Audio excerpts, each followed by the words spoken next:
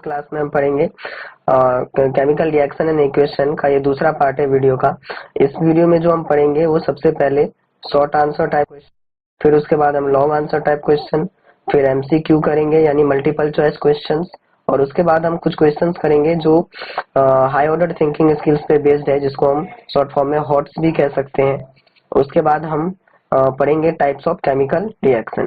ठीक है, तो चलिए फिर हम अब आगे बढ़ते हैं। सबसे पहले हम करेंगे शॉर्ट आंसर टाइप क्वेश्चन। सबसे पहले हमारा पहला क्वेश्चन है, पहला क्वेश्चन ये रहा, give one example of chemical reaction. ठीक, ये पहला पार्ट है।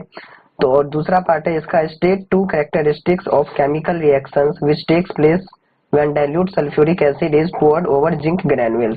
ये दूसरा पार्ट कह रहा है कि दो कैरेक्टरिस्टिक्स बताओ केमिकल रिएक्शन के जब डाइल्यूट सल्फ्यूरिक एसिड को हम जिंक ग्रेनुअल्स में डालते हैं। ठीक है, और इसका सी पार्ट क्या कह रहा है, give two characteristics of chemical reaction which occurs adding potassium iodide solution to lead nitrate solution. जब हम पोटेशियम आयोडाइड सॉल्यूशन को लीड नाइट्रेट सॉल्यूशन में डालेंगे तो वहां पे क्या क्या होगा, उसके दो कैरेक्टरिस्टिक्स बताना है हमें। ठीक है, तो देखिए फर्स्ट पार्ट का आंसर क्या है, rusting of iron. Rusting of iron is an example of chemical reaction. हमसे यही पूछा गया था पहले पार्ट में कि give one example of chemical reaction. एक हमें केमिकल रिएक्शन का एग्जांपल देना था, तो हमने एक एग्जांपल दे दिया, रस्टिंग ऑफ आयरन। ठीक, दूसरा पार्ट कह रहा था हमें कि दो कैरेक्टरिस्टिक्स बताना है केमिकल रिएक्शन के जब जिंक ग्रेनुअल्स को डाइल्यूट सल्फ्यूरिक एसिड को हम जिंक ग्रेनुअल्स में डालेंगे। तो देखिए जब हम डाइल्यूट सल्फ्यूरिक एसिड को जिंक ग्रेनुअल्स में डालते हैं तो क्या होता है, इवोल्यूशन ऑफ हाइड्रोजन गैस और राइज इन टेम्परेचर। जब आप जिंक ग्रेनुअल्स को सल्फ्यूरिक एसिड को जिंक ग्रेनुअल्स में डालेंगे तो वहां पे क्या होगा, हाइड्रोजन गैस निकलेगी और टेम्परेचर में वृद्धि होगी, तापमान बढ़ेगा। ठीक है, तो इस आंसर को हम ऐसे लिखेंगे, द टू कैरेक्टरिस्टिक्स आर, पहला लिख देंगे इवोल्यूशन ऑफ हाइड्रोजन गैस और राइज इन टेम्परेचर। ठीक है, अब सी पार्ट देखिए क्या कह रहे हैं, give two characteristics of chemical reaction which occurs adding potassium iodide solution to lead nitrate. जब हम पोटेशियम आयोडाइड सॉल्यूशन को लीड नाइट्रेट में डालेंगे तो वहां पे क्या होगा, उसके दो कैरेक्टरिस्टिक्स हमें बताना है। The two characteristics are change in colour and formation of precipitate. ठीक है, क्या होगा, कलर में चेंज होगा और प्रेसिपिटेट बन जाएगा। क्या कब बनेगा, जब हम पोटेशियम आयोडाइड सॉल्यूशन को लीड नाइट्रेट सॉल्यूशन में डालते हैं तो क्या होता है, कलर में चेंज होता है और प्रेसिपिटेट बन जाता है। ठीक है, आई होप ये आपको पहला क्वेश्चन समझ में आ गया होगा। अब हमारा दूसरा क्वेश्चन है, इसके भी तीन पार्ट है, तो यहाँ पे नेक्स्ट पेज में आंसर है, तो मैं तीनों क्वेश्चन एक बार में ही पढ़ देता हूँ और वहां पे डायरेक्ट आप समझा देंगे। ठीक है, तो ये क्वेश्चन आप ध्यान से देख लीजिए। पहला पार्ट क्या है, right what is chemical equation. Chemical equation क्या होता है, और उसके बाद explain with the help of an example. Example के साथ हमें एक्सप्लेन करना है। ठीक है, दूसरा पार्ट क्या है, giving example state differences between balanced and unbalanced chemical equation. Example के साथ हमें बैलेंस और अनबैलेंस केमिकल इक्वेशन में डिफरेंसेस बताने हैं। ठीक है, और तीसरा पार्ट क्या है, हमें इन इक्वेशन को बैलेंस करना है, इन दोनों इक्वेशन को हमें बैलेंस करना है। तो तीनों पार्ट आपने समझ लिया। पहला पार्ट क्या है कि केमिकल इक्वेशन क्या होता है, और उसके बाद हमें एक एग्जाम्पल भी देना है। दूसरा पार्ट क्या है, हमें डिफरेंस बताने हैं बैलेंस और अनबैलेंस केमिकल इक्वेशन में एग्जाम्पल के साथ। और तीसरा पार्ट है हमें इन इक्वेशन को बैलेंस करना है। तो चलिए अब इसका आंसर देखते हैं। देखिए पहले का आंसर है, the method of representing chemical equation reaction with the help of symbols and formulae of a substance involve in its known as chemical equation. इसका मतलब है कि ऐसा मेथड जिसमें हम क्या करें, केमिकल रिएक्शन को सिंबल्स या फिर फॉर्मूले की सहायता से रिप्रेजेंट करें, उसी को हम केमिकल इक्वेशन कहते हैं। ठीक है, फॉर एग्जांपल जैसे देखिए यहाँ पे वर्ड इक्वेशन क्या लिखा है, zinc metal reacts with dilute sulphuric acid to form zinc sulphate and hydrogen gas. लिखा है कि zinc metal dilute sulphuric acid के साथ रिएक्ट करके जिंक सल्फेट बना रहा है और हाइड्रोजन गैस को रिलीज कर रहा है। अब इसी को हम जब सिंबल्स और फॉर्मूले के साथ रिप्रेजेंट करेंगे तो कैसे लिखेंगे, जिंक का फॉर्मूला क्या होता है, Zn और डाइल्यूट सल्फ्यूरिक एसिड का होता है H2SO4। अब इन दोनों को रिएक्ट करके क्या बन रहा है, जिंक सल्फेट, तो ZnSO4 और हाइड्रोजन गैस निकल रहा है, तो हाइड्रोजन गैस। देखिए यहाँ पे वर्ड इक्वेशन लिखा था और किया इसको फॉर्मूले की हेल्प से इसको लिख दिया, तो इसी को हम कहते हैं केमिकल इक्वेशन। ठीक है, अब देखिए दूसरा पार्ट था हमारा कि डिफरेंस बताना था बैलेंस और अनबैलेंस केमिकल इक्वेशन में। तो डिफरेंस बताते हैं। पहला, एक balance chemical equation has an equal number of atoms different elements in the reactants and product. जो बैलेंस्ड केमिकल इक्वेशन होता है उसमें क्या होता है, जो एटम्स होते हैं अलग अलग एलिमेंट्स के वो ना इक्वल होते हैं रिएक्टेंट्स में भी और प्रोडक्ट्स में भी। मतलब जितने एटम रिएक्टेंट्स में होंगे उतने ही एटम उसी एलिमेंट के प्रोडक्ट्स में भी होंगे, उसको हम बोलेंगे बैलेंस्ड केमिकल इक्वेशन। और अनबैलेंस्ड केमिकल इक्वेशन इसका बिल्कुल विपरीत है। इसमें क्या होता है, unequal number of atoms of one or more elements in the reactants and products. इसमें ना अनइक्वल नंबर ऑफ एटम्स होते हैं एलिमेंट्स के रिएक्टेंट में। जैसे मान लीजिए अगर 5 है तो प्रोडक्ट में मान लीजिए अगर 2 ही है, मतलब अनइक्वल होगा जहाँ पे, वही उनको हम बोलेंगे अनबैलेंस्ड केमिकल इक्वेशन। अब बैलेंस केमिकल इक्वेशन का एक एग्जांपल क्या है, ZnSO4 plus H2SO4 sorry Zn plus H2SO4 ZnSO4 plus H2। अब यहाँ पे अगर आप देखें तो Zn के यहाँ पे एक एटम है, Zn के यहाँ पर भी एक एटम है। हाइड्रोजन देखिए यहाँ पे 2 है हाइड्रोजन का एटम, और हाइड्रोजन यहाँ पर भी 2 है। तो देखिए जिंक भी बैलेंस है, हाइड्रोजन भी बैलेंस है। सल्फर देखिए यहाँ पे 1 है, सल्फर यहाँ पे भी 1 है। ऑक्सीजन यहाँ पे 4 है और ऑक्सीजन यहाँ पर भी 4 है। तो देखिए ये 4 पूरी तरह से पूरा। अब देखिए अगर अनबैलेंस केमिकल इक्वेशन का अगर हम बात करें तो यहाँ पे देखिए हाइड्रोजन कितने हैं, 2, हाइड्रोजन यहाँ पर भी 2 है, ऑक्सीजन यहाँ पे 2 है, ऑक्सीजन यहाँ पे 1 है। तो मतलब ये अनबैलेंस है, अनबैलेंस है। ठीक है, इसीलिए इसको हम अनबैलेंस केमिकल इक्वेशन का एग्जांपल दे सकते हैं। ठीक, अगर हमारा वो क्या था कि हमें बैलेंस करना था इक्वेशन को, और इक्वेशन को बैलेंस इक्वेशन देखिए बैलेंस मैंने डायरेक्ट करके लिख दिया है।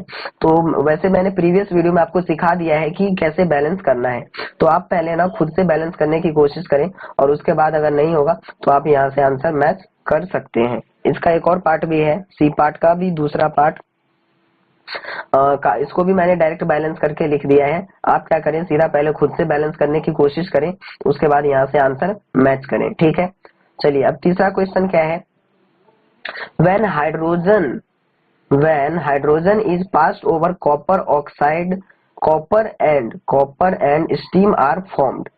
ध्यान से समझिए क्या कह रहे हैं, जब हाइड्रोजन को कॉपर ऑक्साइड से पास कराया गया तो कॉपर और स्टीम बनते हैं। क्या क्या बनते हैं, कॉपर और steam. Steam is nothing but it is a vapour form of water. Okay, उसके बाद क्या बोला है, write a balance for this reaction and state symbols, state which of the chemicals are elements, compounds, reactants, products, metals, non metals.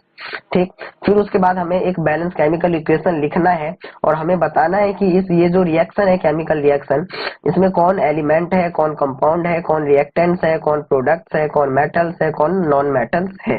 ठीक है, तो सबसे पहले हम एग्जाम्पल लिखते हैं, सॉरी रिएक्शन लिखते हैं।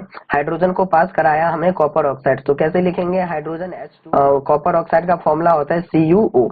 ठीक, तो हाइड्रोजन कॉपर ऑक्साइड में हमने रिएक्ट कराया, क्या बन रहा है, copper plus water, sorry steam है ये। स्टीम अभी मैंने आपको बताया कि स्टीम एक वाटर का ही फॉर्म होता है जो कि भाप के फॉर्म में होता है। अब इसमें हमें बताना है कि कौन एलिमेंट्स है और कौन प्रोडक्ट्स है।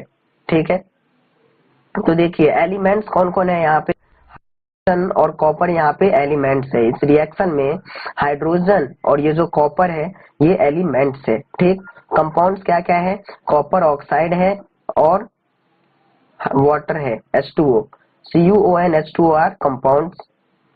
और रिएक्टेंट्स क्या है, यहाँ पे रिएक्टेंट्स आपको पता है, तो रिएक्टेंट्स यहाँ पे है हाइड्रोजन और कॉपर ऑक्साइड। प्रोडक्ट्स यहाँ पे है कॉपर एंड H2O। ठीक, भैया यहाँ पे मेटल तो कॉपर है और नॉन मेटल हाइड्रोजन। आपको पता होगा मेटल और नॉन मेटल क्या होता है, आपने ऑलरेडी 9th क्लास में पढ़ रखा है ये सब। अगर नहीं आता है तो आप क्या करें, पहले 9th क्लास में इन सब चीजों को एक बार रिवाइज कर लें। ठीक है, अब देखिए चौथा क्वेश्चन, इसके 2 पार्ट है। तो पहला पार्ट हम यहाँ पे दोनों पार्ट पढ़ लेते हैं क्योंकि आंसर नेक्स्ट पेज में है। तो what are the various ways in which chemical reaction can be made more informative? Give example illustrate your answer। कह रहा है कि वो कौन कौन से वेज है, वो कौन कौन से रास्ते हैं जिससे हम केमिकल इक्वेशन को ज्यादा इंफॉर्मेटिव बना सकते हैं। एग्जाम्पल्स के साथ हमें इसको बताना है, ठीक है। और इसका दूसरा पार्ट क्या है, हमें इसका बैलेंस केमिकल इक्वेशन लिखना है। क्या क्या इंफॉर्मेशन गिवन है, an aqueous calcium hydroxide solution reacts with carbon dioxide gas to produce और सॉलिड कैल्शियम कार्बोनेट। एक कैल्शियम हाइड्रोक्साइड सॉल्यूशन है, एक्वस कैल्शियम हाइड्रोक्साइड सॉल्यूशन, जो किसके साथ रिएक्ट कर रहा है, कार्बन डाइऑक्साइड गैस के साथ, और उसके साथ रिएक्ट करके क्या बना रहा है, कैल्शियम कार्बोनेट, जो कि सॉलिड है। अब इसी को ना हमें बैलेंस करके लिखना है। तो चलिए फिर देखते हैं कैसे लिखते हैं। सबसे पहले तो हमें ये बताना है पहले पार्ट का answer, the chemical equation can be more informative in 3 ways. 3 तरीके हैं जिससे हम केमिकल इक्वेशन को ज्यादा इंफॉर्मेटिव बना सकते हैं। पहला तरीका क्या है, by indicating the physical states of the reactants and products. Reactants और प्रोडक्ट्स के फिजिकल स्टेट्स को भी हम इंडिकेट करके इक्वेशन को ज्यादा इंफॉर्मेटिव बना सकते हैं। दूसरा तरीका क्या है, by indicating the heat changes taking place in the reaction. Heat changes, जो रिएक्शन में हीट बढ़ रहा है या घट रहा है, उसको इंडिकेट करके भी हम इक्वेशन को ज्यादा इंफॉर्मेटिव बना सकते हैं। और तीसरा तरीका क्या है, by indicating the conditions under which the reactions takes place. हमें कंडीशंस को रिएक्ट करके, जो कंडीशंस को इंडिकेट करके हम रिएक्शंस जो हो रहा है उसको हम इंडिकेट कर सकते हैं, तो ये करके हम बता सकते हैं। फॉर एग्जाम्पल देखिए अब फिजिकल स्टेट्स हम कैसे, जैसे मैं एक इक्वेशन लिखता हूँ Zn प्लस H2SO4 और give rise to ZnSO4 plus H2। अब इसमें हमने फिजिकल स्टेट्स क्या इंडिकेट किया कि जो जिंक है, जिंक कैसा होता है, जिंक सॉलिड होता है। ये जो सॉलिड है ये फिजिकल स्टेट्स है इसका, ठीक है। H2SO4 क्या होता है, एक्वस, तो ये हमने यहाँ पे इंडिकेट कर दिया, ये इसका फिजिकल स्टेट्स है। जिंक सल्फेट एक्वस होता है तो इसको हमने इंडिकेट कर दिया, ये फिजिकल स्टेट्स है। हाइड्रोजन गैस होता है तो ये भी हमने इंडिकेट कर दिया, तो ये फिजिकल स्टेट्स है, ठीक है। अब देखिए हीट चेंजेस को हम कैसे इंडिकेट करते हैं। तो जैसे कि यहाँ पे मैंने रिएक्शन लिखा है, कार्बन को ऑक्सीजन के साथ जब रिएक्ट कराया जाता है तो कार्बन डाइऑक्साइड निकलता है और साथ में हीट। तो देखिए यहाँ पे हीट को कैसे लिखना है, जब हम कार्बन को ऑक्सीजन के साथ रिएक्ट करते हैं तो कार्बन डाइऑक्साइड बनता है, उसके साथ हीट जो निकलता है तो उसको हम प्लस हीट लिख देंगे। आप प्लस हीट की जगह यहाँ पे क्या लिख सकते हैं, प्लस एनर्जी लिख सकते हैं, ठीक है। तो आप प्लस हीट या प्लस एनर्जी दोनों लिख सकते हैं। अगर मान लीजिए कि ये रिएक्टेंट के साइड, जब कार्बन और ऑक्सीजन को रिएक्ट कर गया, अगर ये इस साइड अगर रिलीज होती तो हमें रिएक्टेंट के साइड लिखना पड़ता प्लस हीट या फिर प्लस एनर्जी। अगर प्रोडक्ट के साइड रिलीज होगा तो उस साइड हमें लिखना पड़ेगा। अब देखिए कंडीशंस को हम कैसे इंडिकेट करेंगे, ये जो तीसरा पॉइंट था कि कंडीशंस को इंडिकेट करके भी हम इंफॉर्मेटिव बना सकते हैं। इसके लिए मैंने एक इक्वेशन लिखा है 2KClO3 यानी पोटेशियम क्लोरेट, जब इसको हीट किया जाता है, ये जो साइन है ये ट्राइंगल सा, इसको कहते हैं हम डेल्टा, ठीक है। और इसका मतलब होता है कि हीट दे रहे हैं हम यहाँ पे। तो ये जो पोटेशियम क्लोरेट है इसको हम हीट दे रहे हैं, किसके प्रेजेंस में, मैग्नीज ऑक्साइड MnO2 के प्रेजेंस में। तो क्या बना रहा है, पोटेशियम क्लोराइड और 3O2, ठीक है। तो ये कंडीशंस हमने रिएक्ट किया। मेन चीज यहाँ पे आपको फोकस करने का ये है कि कंडीशंस को कैसे किया है हमने, ठीक है। अब इसका बी पार्ट था जो इक्वेशन में हमें बोला गया था, उस क्वेश्चंस को आप देखें और यहाँ पे मैंने उसको डायरेक्ट बैलेंस करके लिख दिया है, तो आप पहले खुद से करें और उसके बाद यहाँ से मैच करें, ठीक है। चलिए अब पांचवा क्वेश्चन क्या है, what is a balance chemical equation. Balanced chemical equation क्या होता है, why should chemical equation be balance. Chemical equation को बैलेंस करना क्यों आवश्यक है या फिर क्यों जरूरी है या फिर क्यों करना चाहिए, ठीक। और इसी का बी पार्ट क्या है, aluminium burns in chlorine to form aluminium. Aluminium को हम क्लोरीन में जला रहे हैं, क्लोरीन के साथ जला रहे हैं या फिर क्लोरीन के साथ रिएक्ट करा रहे हैं, तो क्या बना रहा है, aluminium chloride. Right a balance chemical equation for this reaction. और इस इस रिएक्शन के लिए हमें बैलेंस केमिकल इक्वेशन लिखना है। ठीक है, तो चलिए अब देखते हैं आगे कैसे। सबसे पहले तो हमें बताना है फर्स्ट पार्ट का आंसर क्या है। अ balance chemical equation has an equal number of atoms of different elements in the reactants and products. Balance chemical equation क्या होता है, उसमें इक्वल नंबर ऑफ एटम्स होते हैं, जो अलग अलग एलिमेंट्स होते हैं रिएक्शंस में, उसके जो एटम्स होते हैं वो इक्वल होते हैं, रिएक्टेंट के साइड में भी और प्रोडक्ट के साइड में भी। मतलब जैसे मान लीजिए कोई भी एलिमेंट है रिएक्टेंट के साइड में और उसके अगर दो वहां पे एटम है, तो उस सेम एलिमेंट का जो एटम होगा प्रोडक्ट के साइड में वो भी दो ही होगा, तो उसी को हम बैलेंस्ड केमिकल इक्वेशन आगे कहते हैं। The chemical equation are balanced to satisfy the law of conservation of mass in a chemical reaction। Chemical equations को बैलेंस किया जाता है, क्यों किया जाता है, ताकि लॉ ऑफ कंजर्वेशन ऑफ मास को सेटिस्फाई कराने के लिए। ये लॉ ऑफ कंजर्वेशन आपने 9th क्लास में जरूर पढ़ा होगा, तो आपको मालूम होगा ये क्या होता है, और इसलिए क्या कहते हैं केमिकल इक्वेशन को बैलेंस किया जाता है।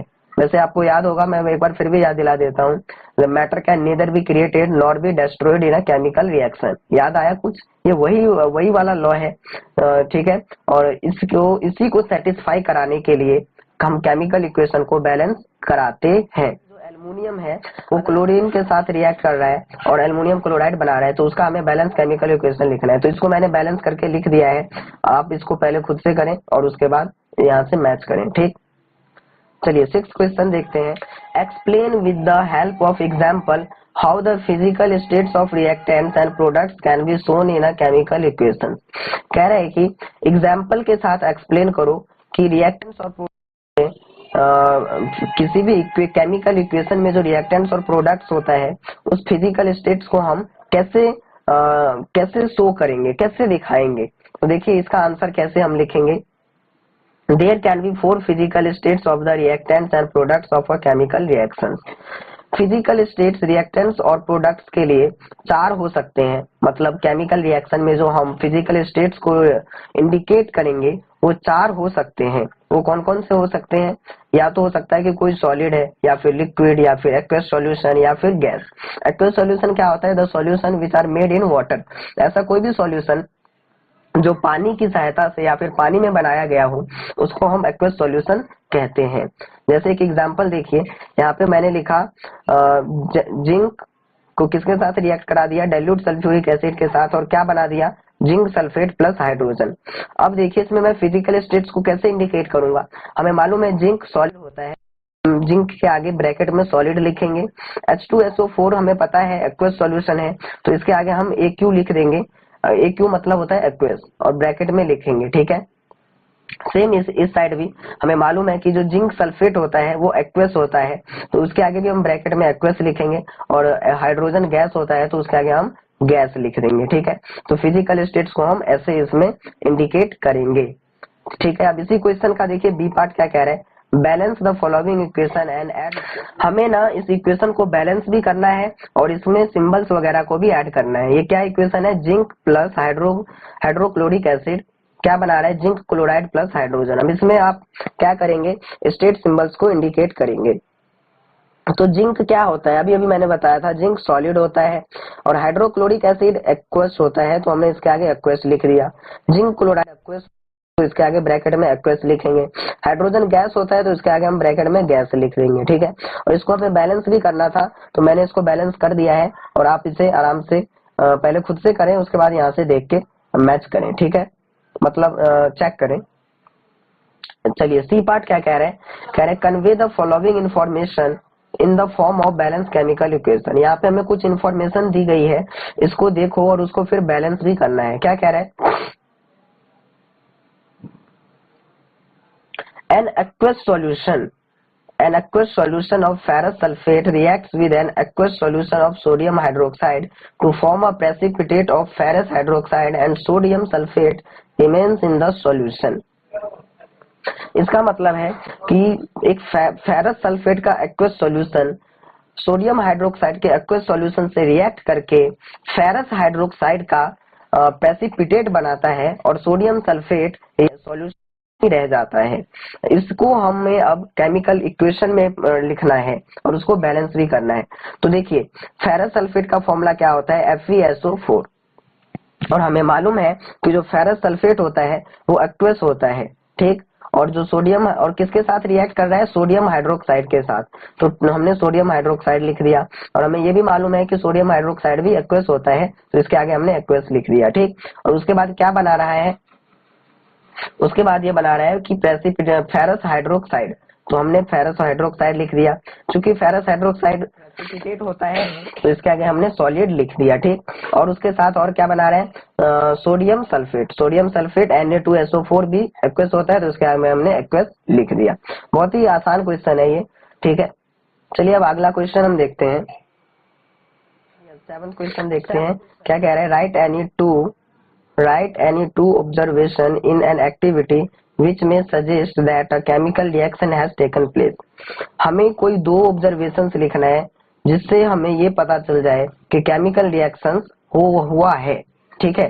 कोई भी दो ऑब्जर्वेशन, ऐसे कौन से ऑब्जर्वेशन है जिससे हम ऑब्जर्व करके ये बता सकें कि chemical reactions has taken place, ठीक। उसके बाद हमें बताना है give an example in support of your answer, फिर हमें एग्जांपल्स भी देना है, ठीक है। देखिए इसका आंसर क्या है, द टू ऑब्जर्वेशंस में बी इवोल्यूशन ऑफ गैस और चेंज इन स्टेट। अगर इवोल्यूशन ऑफ गैस और चेंज इन स्टेट्स, इन दोनों में से अगर कोई ऑब्जर्वेशंस कोई एक या फिर दोनों ही देखने को मिलता है तो हम क्या कह सकते हैं कि chemical reactions has taken place, ठीक है। For example the chemical reactions between zinc granules and dilute sulphuric acid. Zinc granules और डाइल्यूट सल्फ्यूरिक एसिड के बीच में जब रिएक्शंस होता है तो क्या होता है, जो हाइड्रोजन गैस है उसका इवोल्यूशन होता है, हाइड्रोजन गैस निकलता है और साथ ही साथ टेम्परेचर भी बढ़ता है, ठीक। और जब कैंडल को हम जलाते हैं तो वहां पे क्या होता है, उसका स्टेट चेंज हो जाता है ना। तो ये एग्जाम्पल है, ठीक। चलिए 8वां क्वेश्चन क्या कह रहा है, इसका दो पार्ट है। पहला पार्ट क्या कह रहा है, एल्युमिनियम हाइड्रोक्साइड, क्या aluminium hydroxide reacts with sulphuric acid to form aluminium sulphate and water, write a balance chemical equation for this reaction. Aluminium hydroxide sulphuric acid के साथ रिएक्ट करके क्या बना रहा है, एल्युमिनियम सल्फेट और वाटर। और इसके बाद हमें क्या बोला है कि इस रिएक्शन के लिए एक बैलेंस केमिकल इक्वेशन लिखो, ठीक। तो देखिए कैसे लिखेंगे, एल्युमिनियम हाइड्रोक्साइड का फॉर्मूला क्या होता है, AlOH थ्राइस, और जो सल्फ्यूरिक एसिड होता है H2SO4, ठीक। और उसके बाद क्या बना रहे हैं, एल्युमिनियम सल्फेट, तो Al2SO4 थ्राइस, ठीक। और क्या बना रहे हैं साथ में, वाटर, और यहाँ पे वाटर नहीं लिखा तो वाटर लिख लेते हैं। और ये जो रिएक्शन है इसको आपको खुद बैलेंस करना है, ये मैंने इतना बता दिया कि इसको कैसे लिखना है, मतलब, और इसको बैलेंस आपको खुद करना है, ठीक है। दूसरा देखिए क्या कह रहे हैं कि right balance the following equation, इस इक्वेशन को हमें बैलेंस करना है, MnO2 plus HCl MnCl2 Cl2H2O। अब देखिए इसी इक्वेशन को मैंने बैलेंस करके सीधा यहाँ पे लिख दिया है। बैलेंस करने वाला जो भी क्वेश्चन है ना आप खुद करें, क्योंकि आप जब तक करेंगे नहीं आपको आएगा नहीं, और प्रैक्टिस करेंगे जब यहाँ से क्वेश्चन देखिए और पहले खुद से बैलेंस करिए, फिर यहाँ से आंसर मैच कीजिए, ठीक है। 9th क्वेश्चन देखिए क्या कह रहा है, write balance chemical equation for the reactions and add state symbols. Magnesium carbonates reacts with hydrochloric acid to produce magnesium chloride carbon dioxide and water. Magnesium carbonate hydrochloric acid के साथ react करके क्या बना रहा है, मैग्नीशियम क्लोराइड, कार्बन डाइऑक्साइड और water. और दूसरा पार्ट क्या कह रहा है कि sodium hydroxide reacts with sulphuric acid to produce sodium sulphate and water. Sodium hydroxide sulphuric acid के साथ रिएक्ट करके क्या बना रहा है, सोडियम सल्फेट और वाटर। अब इसी को हमें पहले लिखना है केमिकल इक्वेशन में, केमिकल इक्वेशन की तरह, और फिर उसको बैलेंस करना है। तो मैं आपको सिर्फ लिख के और बैलेंस करके मैंने ऑलरेडी रखा हुआ है, आप इसको खुद से बैलेंस करेंगे, ठीक है। तो देखिए कैसे, इसको आप ना खुद से करें और ये आंसर है यहाँ पे, इसको आप मैच करेंगे, ठीक है। तो वीडियो को पॉज कीजिए और उसके बाद पहले खुद से कीजिए और यहाँ से मैच कीजिए, ठीक है। अगला है carbon monoxide reacts with hydrogen under certain conditions to form methanol. Carbon monoxide hydrogen के साथ रिएक्ट कर रहा है कुछ कंडीशंस के साथ, और क्या बना रहा है, मेथनॉल बना रहा है। और इसका हमें बैलेंस केमिकल लिखना है और इसके फिजिकल स्टेट्स को भी रिएक्ट करना है, कंडीशंस भी हमें बताना है, ठीक है। फिजिकल स्टेट्स को भी इंडिकेट करना है, कंडीशंस भी बताने हैं। तो देखिए कैसे लिखेंगे, इसको मैं बता देता हूँ। कार्बन मोनोऑक्साइड का फॉर्मूला होता है CO, और वाटर होता है, जो वाटर होता है उसको मैंने लिख लिया H2O, और उसके बाद क्या बना रहे हैं, मेथनॉल, तो मैंने मेथनॉल का फॉर्मूला लिख दिया। अब इसके फिजिकल स्टेट्स को इंडिकेट कर दिया हमने। कार्बन मोनोऑक्साइड क्या होता है, गैस, वाटर भी यहाँ पे गैस है। वैसे वाटर लिक्विड होता है, एक्वस होता है, लेकिन अभी गैस है, यानी कि ये स्टीम है, ठीक, वो यहाँ पे लिक्विड है, ठीक। तो इसके बाद अब यहाँ पे कंडीशंस हमें इंडिकेट करना था। कंडीशंस यहाँ पे क्या होता है, इस इक्वेशन में, इस रिएक्शन को जब कराया जाता है तो जो प्रेशर होता है वो कितना लगता है, 300 एटमॉस्फेरिक प्रेशर, और टेम्परेचर कितना लगता है, 300 डिग्री सेल्सियस, और किसके प्रेजेंस में, ZnO प्लस CrO3, ठीक। तो इसको हम ऐसे इंडिकेट करेंगे। 11th क्वेश्चन देखिए, potassium chlorate on heating forms potassium chloride and oxygen. जो पोटेशियम क्लोरेट होता है उसको जब हीट किया जाता है तो क्या बना रहा है वो, पोटेशियम क्लोराइड और ऑक्सीजन। पोटेशियम क्लोरेट हीट होके क्या बना रहा है, पोटेशियम क्लोराइड और ऑक्सीजन, और इसी का हमें बैलेंस इक्वेशन लिखना है, और इसमें जो गैस निकल रहा है बाहर उसको भी इंडिकेट करना है, ठीक है। तो पोटेशियम क्लोरेट का फॉर्मूला होता है KClO3। इसको जब हीट किया गया, हीट किया तो यानी यहाँ पे आप डेल्टा का साइन लगा सकते हैं, ठीक। और क्या बना रहा है, पोटेशियम क्लोराइड यानी KCl और ऑक्सीजन, और इसको बैलेंस हमने कर दिया है, और इसके बाद फिजिकल स्टेट्स को भी इंडिकेट कर दिया है हमने, ठीक है। उसके बाद देखिए बी पार्ट है इसका, rewrite the following information in the form of balance chemical equation. Magnesium burns in carbon dioxide to form magnesium oxide and carbon. Magnesium का फॉर्मूला क्या होता है, Mg। किसके साथ रिएक्ट हो रहा है, कार्बन डाइऑक्साइड के साथ, तो CO2। क्या बना रहा है, मैग्नीशियम ऑक्साइड, तो MgO, और क्या निकल रहा है साथ में, कार्बन, तो C, ठीक। बस यही लिखना था इसमें, ये हो गया। 12th क्वेश्चन देखिए, substitute the formulae for names and following and balance the following equation. Calcium carbonate reacts with hydrochloric acid to produce calcium chloride, water and carbon dioxide gas. Calcium carbonate react किसके साथ कर रहा है, hydrochloric acid के साथ, और क्या बना रहा है, कैल्शियम क्लोराइड, वाटर और कार्बन डाइऑक्साइड गैस। आपको फॉर्मूले सब्स्टिट्यूट करके इसको लिखना है, और इसका बी पार्ट क्या कह रहा है, write balance equation with state symbols for the following reactions. Sodium hydroxide solution reacts with hydrochloric acid solution to produce sodium chloride solution and water. यहाँ पे sodium hydroxide solution hydrochloric acid solution के साथ react करके क्या बना रहा है, sodium chloride solution और वाटर। इसको आपको क्या करना है, स्टेट सिंबल्स के साथ रिएक्ट करना है। तो इसको आप सबसे पहले खुद से कीजिए, उसके बाद मैं आपको आंसर। चलिए आपके 12th क्वेश्चन का आंसर ये रहा। तो आई होप कि आपने वो क्वेश्चन खुद से सॉल्व किया होगा, और अब आप यहाँ से आंसर को मैच कर सकते हैं, ठीक है। चलिए 13 क्वेश्चन देखिए क्या कह रहे हैं, ammonia reacts with oxygen. Ammonia reacts with oxygen to form nitrogen and water. Ammonia oxygen के साथ रिएक्ट करके क्या बना रहा है, नाइट्रोजन और water. Write a balance chemical equation for this reaction. हमें इस रिएक्शन के लिए बैलेंस केमिकल इक्वेशन लिखना है। Add the state symbols for this reaction, और स्टेट सिंबल्स भी हमें लगाना है, ठीक है। देखिए अमोनिया का फॉर्मूला क्या होता है, NH3।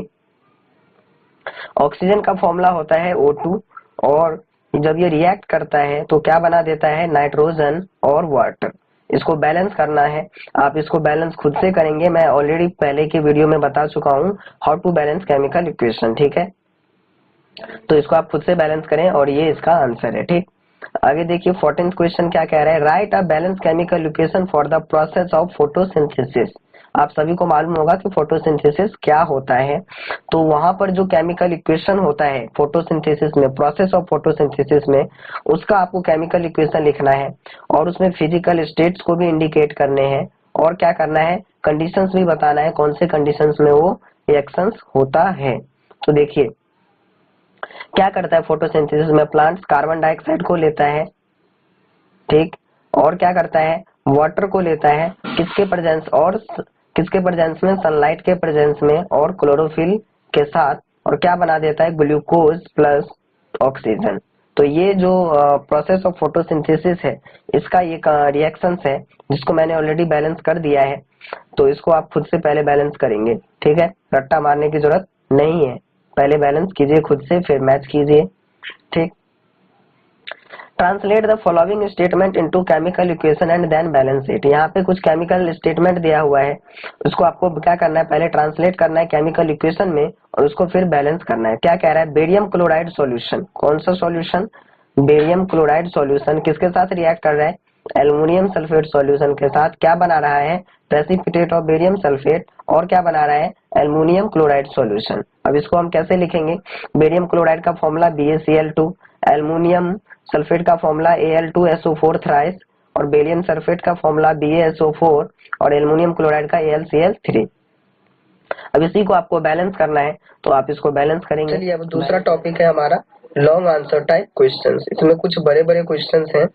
क्वेश्चंस तो बड़े नहीं है, मतलब आंसर भी बड़े नहीं है, लेकिन ये है कि पार्ट्स उनके ज्यादा हैं। ठीक है, तो चलिए सबसे पहले हमारा जो पहला है, पहले का पहला पार्ट क्या कह रहा है, what is meant by chemical reactions. Chemical reaction से आप क्या समझते हैं, या फिर केमिकल रिएक्शन का क्या मतलब है। Explain with the help of example. Example के साथ हमें एक्सप्लेन करना है। ठीक है, तो देखिए इसका आंसर क्या है, chemical reactions are the processes in which new substances with the new properties are formed. Chemical reactions एक ऐसा प्रोसेस होता है जिसमें क्या होता है, नए सब्सटेंस बनते हैं जिनकी प्रॉपर्टीज बिल्कुल नई होती है पुराने से। ठीक है, for example the burning of magnesium in air to form magnesium oxide is an example of chemical reaction. जब हम मैग्नीशियम को एयर में जलाते हैं तो क्या बनता है, मैग्नीशियम ऑक्साइड बनता है। ये भी एक केमिकल रिएक्शन का ही एग्जाम्पल है। और इसको हम लिखेंगे कैसे, मैग्नीशियम प्लस ऑक्सीजन, और जब इसको हीट करेंगे तो क्या बना देगा, मैग्नीशियम ऑक्साइड। ठीक, इसको आप वर्ड इक्वेशन में भी लिख सकते हैं, Mg plus O2 give rise to MgO। ठीक, चलिए बी पार्ट क्या कह रहा है, give one example of each of the reaction characterised by evolution of gas, change in colour, formation of precipitate, change in temperature, change in state. हमें एक एक example देना है जहाँ पे क्या हो, गैस निकले, जहाँ पे कलर में चेंज हो, जहाँ पे प्रेसिपिटेट बने, जहाँ पे चेंज इन टेम्परेचर होगा, जहाँ पे चेंज इन स्टेट होगा। ठीक है, तो क्या एग्जाम्पल है इवोल्यूशन ऑफ गैस का, the chemical reaction between zinc and dilute sulphuric acid. Zinc और डाइल्यूट सल्फ्यूरिक एसिड के बीच में जब रिएक्शन होता है तो वहां पे हाइड्रोजन गैस निकलती है। ये हमें पहले से भी मालूम है और पिछले वीडियो में भी हमने पढ़ा है इनके बारे में। ठीक है, दूसरा change in colour. Change in colour का क्या एग्जाम्पल दे सकते हैं, the chemical reaction between citric acid and purple coloured potassium permanganate solution. जब सिट्रिक एसिड और purple coloured potassium permanganate solution के बीच जब रिएक्शन होता है तो वहां पे हमें चेंज इन कलर देखने को मिल जाता है। ठीक, अगला है फॉर्मेशन ऑफ प्रेसिपिटेट। इसका हम दे सकते हैं the chemical reaction between potassium iodide and lead nitrate.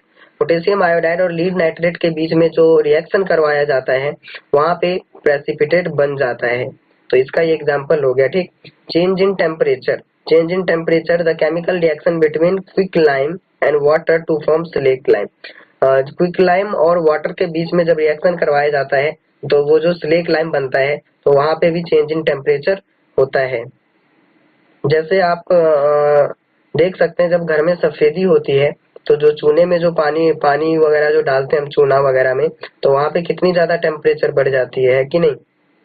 तो ये वही वाला एग्जाम्पल है। अगला है change in state. Change in state का बहुत ही आसान है, the combustion reaction of candle wax. जब आप मोमबत्ती को जलाते हैं तो आप आसानी से देख सकते हैं किस तरीके से स्टेट में चेंजेस हो जाता है। ठीक है, नेक्स्ट क्वेश्चन देखते हैं, state the various characteristics of chemical reactions. हमें केमिकल रिएक्शंस के जो कैरेक्टरिस्टिक्स है वो बताना है। और दूसरा पार्ट, चलिए पहले पार्ट का आंसर देख लेते हैं। The various characteristics of chemical reaction are evolution of gas, formation of precipitate, change in color, change in temperature, change in state. Chemical reactions के जो characteristics हैं वो कौन कौन से हैं, evolution of gas, formation of precipitate, change in color, change in temperature और change in state। ये जो है, ये जो पांचों कैरेक्टरिस्टिक्स हैं ये मेन कैरेक्टरिस्टिक्स हैं। ठीक है, केमिकल रिएक्शंस का। ठीक, दूसरा पार्ट क्या कह रहा है इसका, state one characteristics each of the chemical reaction which taken place when, कह रहा है कि हमें यहाँ पे बताना है कि कौन सा कैरेक्टरिस्टिक्स टेक प्लेस हो रहा है, कौन सा कैरेक्टरिस्टिक्स यहाँ पे हो रहा है जब डाइल्यूट हाइड्रोक्लोरिक एसिड को हम सोडियम कार्बोनेट में डालते हैं तो क्या होता है, इवोल्यूशन ऑफ गैस होता है। ठीक, जब lemon juice is added gradually to potassium permanganate solution, जब आप नींबू जूस को धीरे धीरे पोटेशियम परमैंगनेट सॉल्यूशन में डालेंगे तब क्या होगा, तब होगा चेंज इन कलर।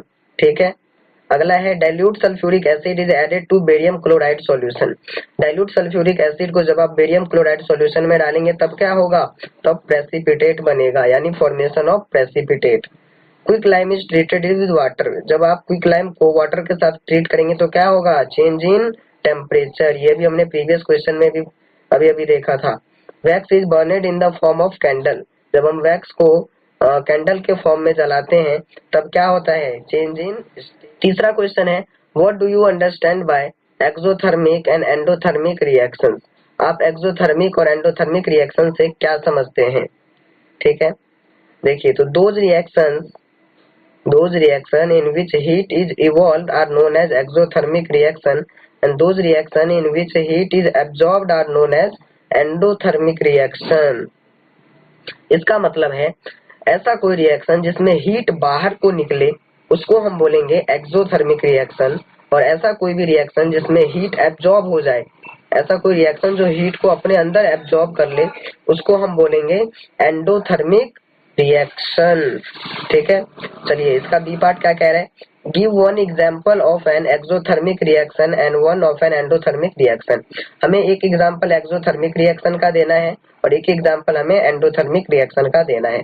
तो एक्सोथर्मिक रिएक्शन का एग्जांपल क्या है, कार्बन और ऑक्सीजन के बीच में जब रिएक्शन होता है तो कार्बन डाइऑक्साइड बन जाती है और साथ में हीट निकल जाता है, तो ये एक्सोथर्मिक रिएक्शन का एग्जांपल है। ठीक है, एंडोथर्मिक रिएक्शन का क्या एग्जांपल है, जब नाइट्रोजन और ऑक्सीजन के बीच में रिएक्शन करवाया जाता है तो वहाँ पे हीट की भी जरूरत पड़ती है, तो हम उसमें नाइट्रोजन ऑक्सीजन को जब रिएक्ट कराते हैं तो साथ ही साथ उसमें हीट भी देते हैं, यानी रिएक्शन के समय हम हीट देते हैं, इसीलिए ये एंडोथर्मिक रिएक्शन हो गया। ठीक है, चलिए इसका सी पार्ट क्या कह रहे हैं, which of the following are endothermic reaction which are exothermic reaction, हमें बताना है इनमें से कौन सा एक्सोथर्मिक है और कौन सा एक्सोथर्मिक रिएक्शन है। ठीक है, तो देखिए एक्सोथर्मिक रिएक्शन कौन कौन से हैं, बर्निंग ऑफ नेचुरल गैस और रेस्पिरेशन, ये जो बर्निंग ऑफ नेचुरल गैस है और जो रेस्पिरेशन है ये एक्सोथर्मिक रिएक्शन है। क्यों, क्योंकि जब नेचुरल गैस को हम जलाते हैं तो हमें साथ में हीट मिलती है, और जब रेस्पिरेशन यानी सांस लेने की जो प्रक्रिया है, जब हम सांस लेते हैं तो हमें एनर्जी मिलती है, रेस्पिरेशन के दौरान एनर्जी प्रोड्यूस होती है, इसीलिए इसको हम एक्सोथर्मिक रिएक्शन कहते हैं। ठीक, एंडोथर्मिक रिएक्शन क्या है, photosynthesis, electrolysis of water, decomposition of calcium carbonate. Photosynthesis क्यों है एंडोथर्मिक, क्योंकि इसमें जो सनलाइट है उसको एब्जॉर्ब किया जाता है, इसीलिए ये एंडोथर्मिक रिएक्शन है। और जब वाटर का इलेक्ट्रोलिसिस होता है तो वहां पे भी हीट की जरूरत पड़ती है। इसी प्रकार डिकम्पोजिशन ऑफ कैल्शियम कार्बोनेट, जब कैल्शियम कार्बोनेट को तोड़ा जाता है तो हीट देकर ही तोड़ा जाता है, इसीलिए ये एंडोथर्मिक रिएक्शन है। ठीक है, चलिए अब अगला है अपना मल्टीपल करना है। ठीक है, तो पहला क्या है, one of the following does not happen during a chemical reaction, इनमें से ऐसा कौन सा है जो केमिकल रिएक्शन के दौरान नहीं होता है, ध्यान से देखिए, डज नॉट। ठीक है, does not, one of the following does not happen during a chemical reaction, this is breaking of old chemical bonds and formation of new chemical bonds, ये तो होता है केमिकल रिएक्शन के दौरान, ये होता है। ठीक है, formation of new substance with entirely different properties, ये भी होता है।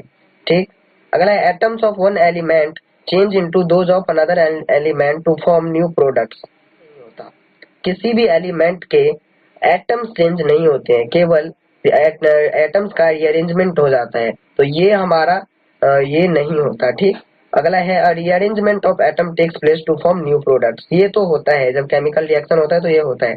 इसका मतलब इसका आंसर कौन सा हुआ, इसका आंसर ये सी वाला हुआ। ठीक, चलिए ठीक है, अगला क्वेश्चन है second, which of the following does not involve in a chemical reaction, इनमें से कौन सा केमिकल रिएक्शन में इन्वॉल्व नहीं होता है, does not.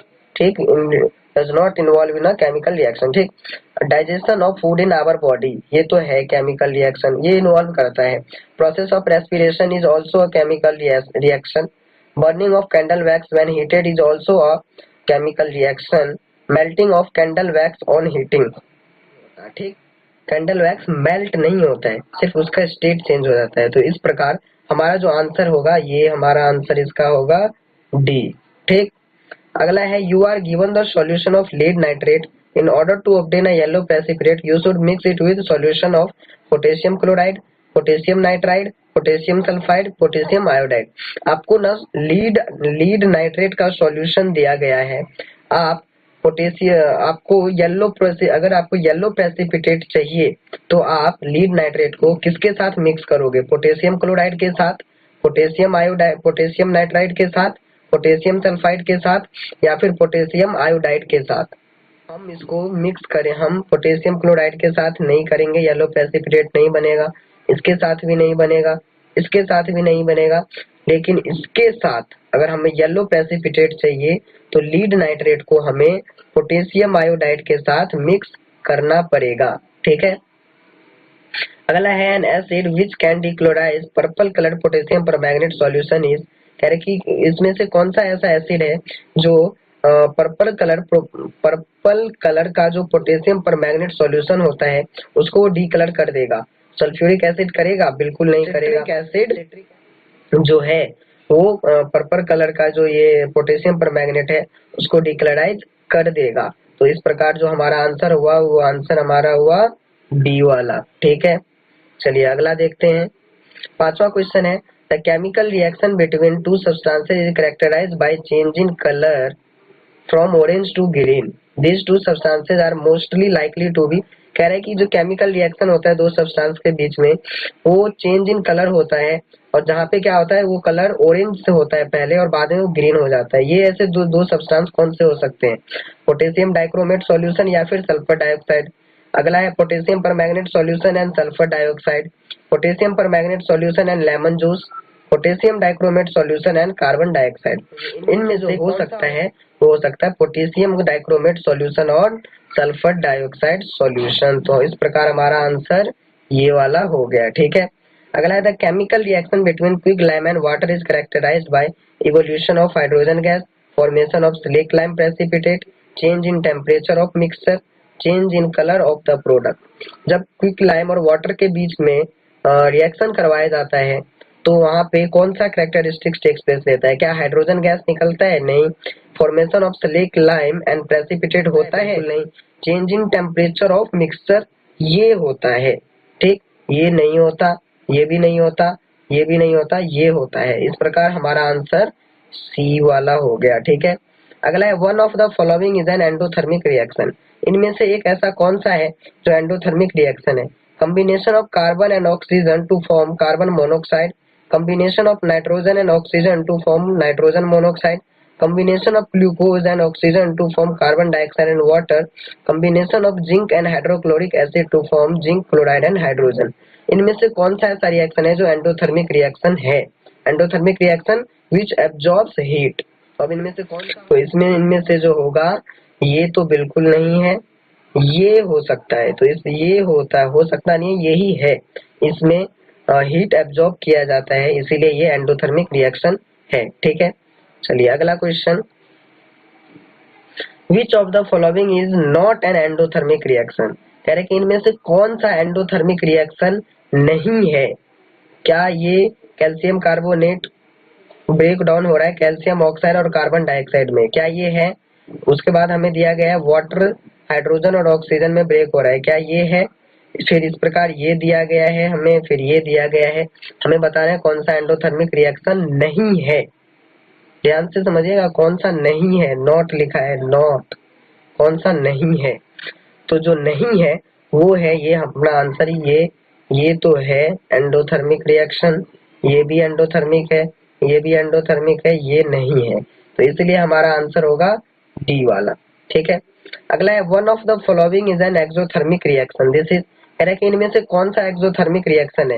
Electrolysis of water, conversion of limestone into quick lime, process of respiration, process of photosynthesis. Exothermic reaction which evolve heat, मतलब जो हीट को इवॉल्व करता है, जो हीट को बाहर निकालता है, उसको हम कहते हैं exothermic reaction.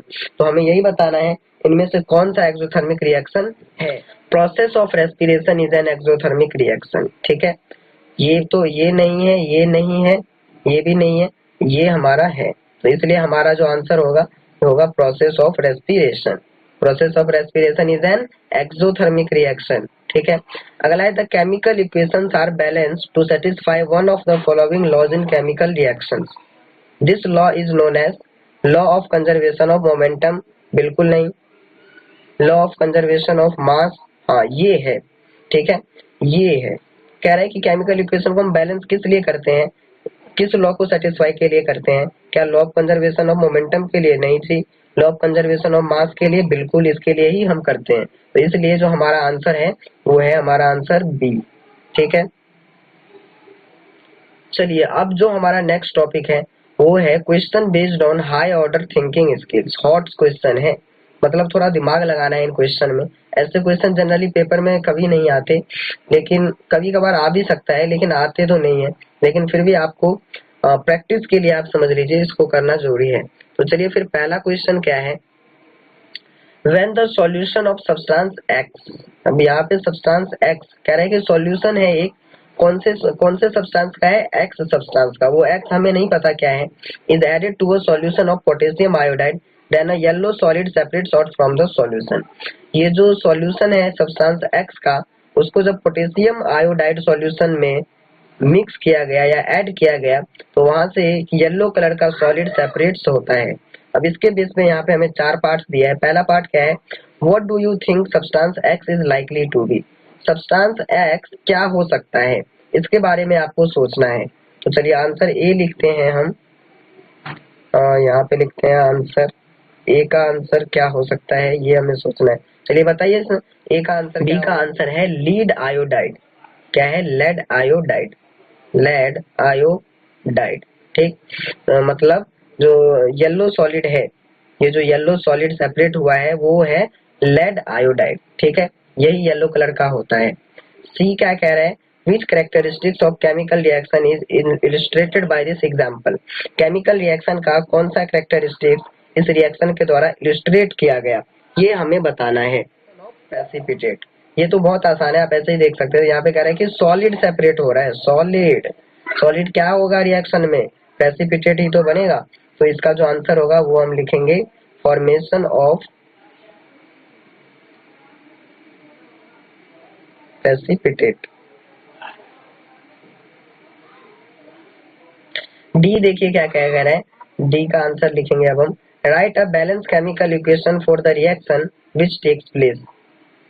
Mention the physical states of all the reactants and products involved in the chemical reaction। हमें बैलेंस केमिकल इक्वेशन लिखना है, इसमें जो रिएक्शन अभी हुआ है ये सारे, इसके बारे में हमें पूरा रिएक्शन लिखना है और उसको बैलेंस करके लिखना है। तो मैं डायरेक्ट बैलेंस इक्वेशन लिख रहा हूँ। मैंने ये इक्वेशन लिख दिया। ये इक्वेशन क्या था कि the right the solution of substance x, और सब्सटेंस एक्स हमारा क्या था, हमारा था सब्सटेंस एक्स लेड नाइट्रेट। तो लेड नाइट्रेट का फॉर्मूला क्या होता है, PbNO3 होल ट्वाइस। ठीक, और ये कैसा होता है, एक्वस होता है, तो इसका आगे मैंने एक्वस लिखा है। किसमें ऐड किया गया था, पोटेशियम आयोडाइड में। तो पोटेशियम आयोडाइड का फॉर्मूला होता है 2Ki, और ये भी एक्वस होता है, तो इसके आगे हमने लिख दिया एक्वस। ठीक, और इसके साथ ही क्या बन रहा था, solid separate out from the solution.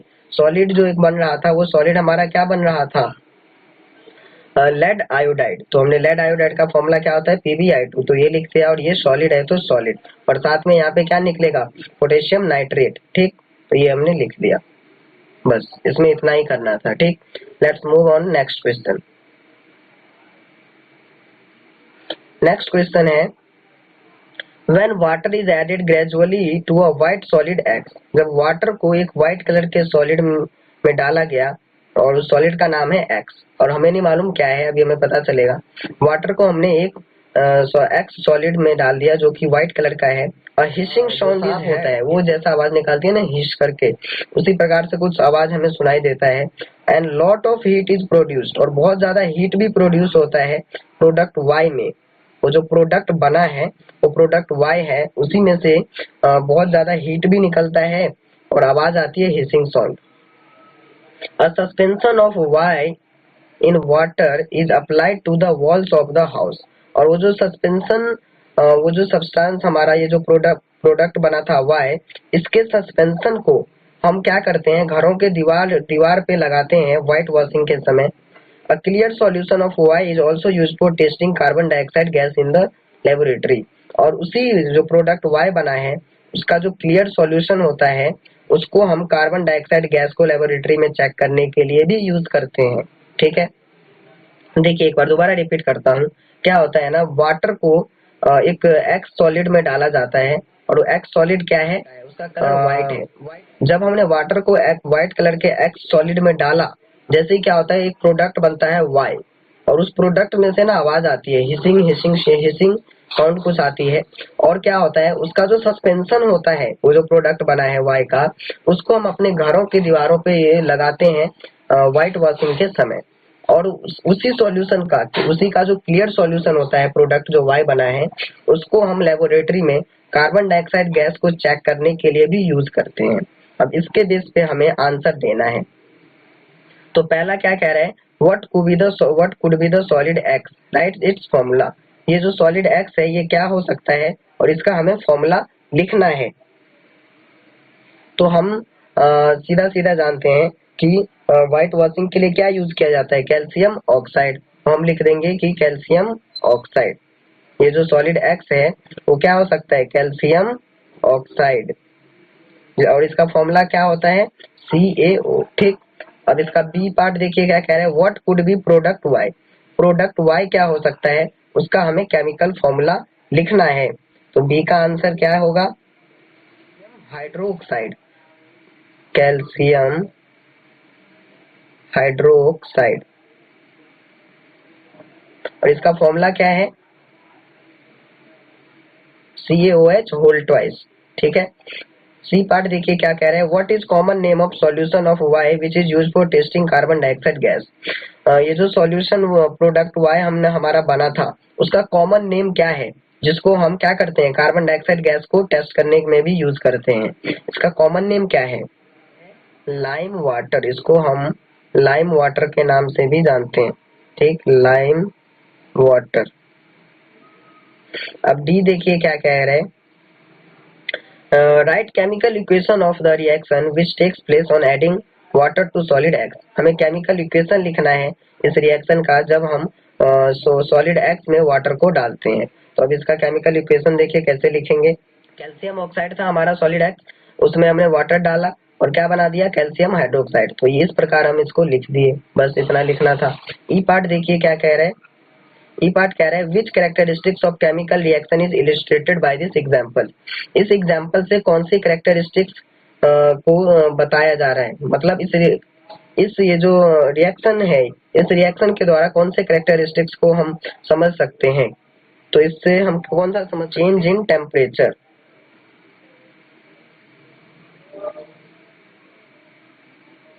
ठीक है, क्योंकि हमें मालूम है जब आप क्या करते हैं चूना वगैरह में जब पानी डालते हैं तो आपको मालूम है कितनी ज्यादा हीट निकलती है। जब आप बकेट को छूते हैं तो बहुत ज्यादा वहां पे हीट निकल रही होती है। ठीक है, चलिए फिर नेक्स्ट क्वेश्चन। थर्ड क्वेश्चन देखिए क्या कह रहा है, when metal X is treated with dilute acid Y. Metal X को डाइल्यूट एसिड वाई के साथ ट्रीट किया जाता है तो क्या निकलता है, गैस जेड निकलता है वहां से, which burns readily by making little explosion, जो कि थोड़ा एक्सप्लोजन के साथ जलता है। ठीक है, अब हमें बताना है name any to metal which can be behave like metal X. हमें बताना है ऐसे दो मेटल का नाम जो मेटल एक्स की तरह बिहेव करता हो। तो इसका आंसर क्या होगा, zinc and iron, zinc and iron. ठीक है, जिंक और आयरन ऐसे दो मेटल है जो मेटल एक्स की तरह बिहेव करेगा। और मेटल एक्स क्या है, when metal X is treated with dilute acid Y then gas that is evolve. ठीक, तो जिंक में हम कोई डाइल्यूट एसिड डालते हैं तो हमें मालूम है वहां से हाइड्रोजन गैस निकलती है। ठीक है, इसका बी पार्ट क्या कह रहा है, name any two acids which can behave like acid Y. ऐसे दो एसिड का नाम बताना है जो एसिड वाई की तरह बिहेव करता हो। तो क्या क्या हो सकता है, एक तो हो सकता है डाइल्यूट सल्फ्यूरिक एसिड और एक हो सकता है हाइड्रोक्लोरिक एसिड। क्या हो सकता है, एक डाइल्यूट हाइड्रोक्लोरिक एसिड और एक डाइल्यूट सल्फ्यूरिक एसिड। ठीक है। तीसरा देखिए, name the gas Z. Gas Z क्या हो सकता है, अभी मैंने आपको बताया था जो गैस जेड हो सकता है वो हो सकता है सिर्फ और सिर्फ हाइड्रोजन यानी H2। ठीक। डी पार्ट देखिए, is the gas Z lighter than और हैवियर देन एयर। ये जो गैस जेड है, गैस जेड हमारा क्या है, हाइड्रोजन, वो क्या एयर से ज्यादा भारी है या फिर एयर से हल्का है। तो हाइड्रोजन गैस जो है वो एयर से लाइटर है, लाइटर देन एयर लिखेंगे, लाइटर देन एयर। ठीक। अब ई पार्ट देखिए, यहाँ पे लिखते हैं ई पार्ट, क्या कह रहे हैं, is the reaction between metal X and dilute acid Y exothermic और एंडोथर्मिक। ये जो मेटल एक्स और मेटल एक्स और एसिड वाई के बीच में जो रिएक्शन हुआ है वो एक्सोथर्मिक है या एंडोथर्मिक। तो साफ साफ पता चल रहा है हमें कि कौन सा रिएक्शन है, ये एक्सोथर्मिक रिएक्शन है। तो यहाँ पे हम लिखेंगे एक्सोथर्मिक रिएक्शन। एफ पार्ट देखिए क्या कह रहे हैं, by taking a specific example of metal X and dilute acid Y write a balance chemical equation for the reaction which takes place also indicate the physical states of all the reactants and products.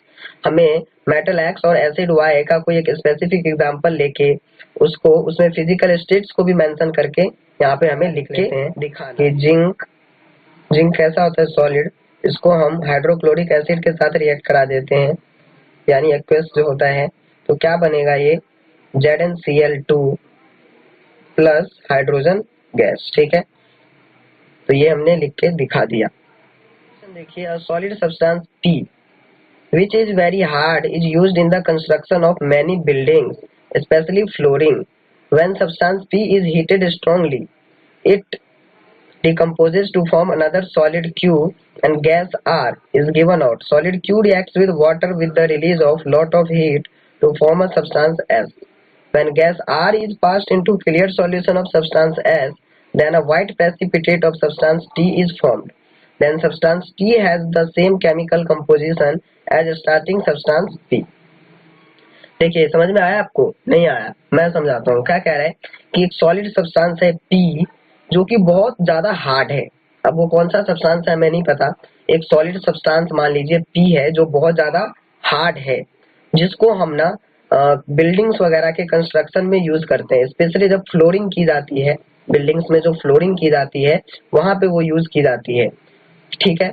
उसके बाद क्या कह रहे हैं, जब substance वो जो P है, जब आप उसको बहुत ज्यादा हीट करते हैं तो वो डिकम्पोज हो जाता है दूसरे सॉलिड सब्सटेंस में जिसका नाम है Q। ठीक। दूसरा सब्सटेंस में जो Q है और उसके साथ गैस R भी निकलता है। देखिए, एक सॉलिड सब्सटेंस है जो बहुत ज्यादा हार्ड है, उसका नाम है सब्सटेंस P। उसको जब हम बहुत ज्यादा हीट करते हैं तो दूसरा एक सॉलिड सब्सटेंस बनता है जिसका नाम है Q, और उसके साथ साथ एक गैस निकलता है जिस गैस का नाम है R। अब देखिए आगे क्या कह रहे हैं, solid Q reacts with water with the release of lot of heat. Solid Q जब वाटर के साथ रिएक्ट करता है तो बहुत ज्यादा हीट निकलती है और साथ ही साथ एक सब्सटेंस बनाती है जिसका नाम है substance S। When gas R is passed into a clear solution of substance S, और वो जो गैस निकला था यहाँ पे R, उसको जब आप clear solution of substance S से पास कराते हैं तो एक व्हाइट प्रेसिपिटेट बनता है, सब्सटेंस बनता है एक प्रेसिपिटेट जिसका नाम है टी। ठीक। Then substance T has the same chemical composition as starting substance P, और फिर वो जो टी बना है वो सेम बिल्कुल उसकी तरह है जैसा कि ये सब्सटेंस पी था। अब हमें यहाँ पे इसके बेस पे बताना है what is substance P, write its common name as well as chemical formula. Substance P क्या है और इसका हमें कॉमन नेम भी लिखना है और केमिकल फॉर्मूला भी लिखना है। तो इसका जो ये जो सब्सटेंस पी है, सब्सटेंस पी है कैल्शियम कार्बोनेट, यहाँ पे कैल्शियम ऑक्साइड, कैल्शियम ऑक्साइड, या फिर हम कह सकते हैं CaO, इसका केमिकल फॉर्मूला है। ठीक है। सी पार्ट देखिए क्या कह रहे हैं, what is gas R. Gas R क्या है, कार्बन डाइऑक्साइड, या फिर CO2 भी हम लिख सकते हैं। डी पार्ट देखिए क्या कह रहे हैं कि what is substance S, what is its clear solution known as. Substance S क्या हो सकता है और इसके क्लियर सॉल्यूशन को हम कैसे जानेंगे। तो सब्सटेंस एस क्या होगा, सब्सटेंस एस क्या था हमारा, सब्सटेंस एस था जब हम क्यू को वाटर के साथ रिएक्ट कराया था हमने क्यू को, तो जब तब बना था हमारा सब्सटेंस एस।